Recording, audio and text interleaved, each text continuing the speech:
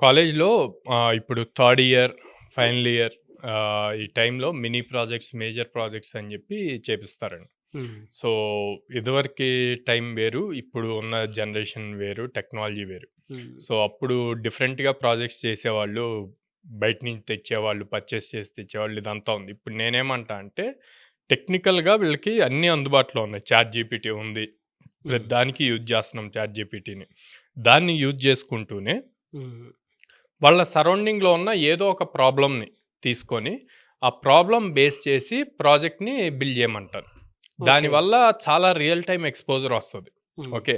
ఆ ప్రాజెక్ట్‌నే మళ్ళీ ప్రొడక్ట్‌గా ఒక స్టార్టప్‌గా చేంజ్ చేయొచ్చు. హ్మ్. ఓకే.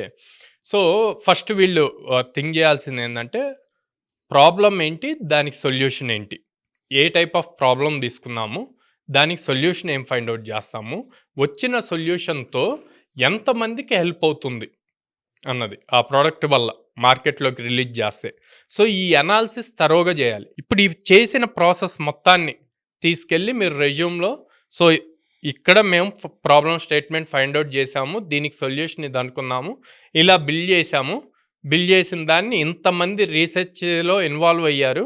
హ్మ్. ఇది సొల్యూషన్ అని గనక ప్రాపర్ వేలో వాళ్ళ లింక్డ్ఇన్ ప్రొఫైల్‌లో యాస్ వెల్ యాస్ రెజ్యూమ్‌లో మెన్షన్ జేస్తే అసలు రెజ్యూమ్‌కి ఇంకా నెక్స్ట్ లెవెల్ వెయిటేజ్ ఒస్తది.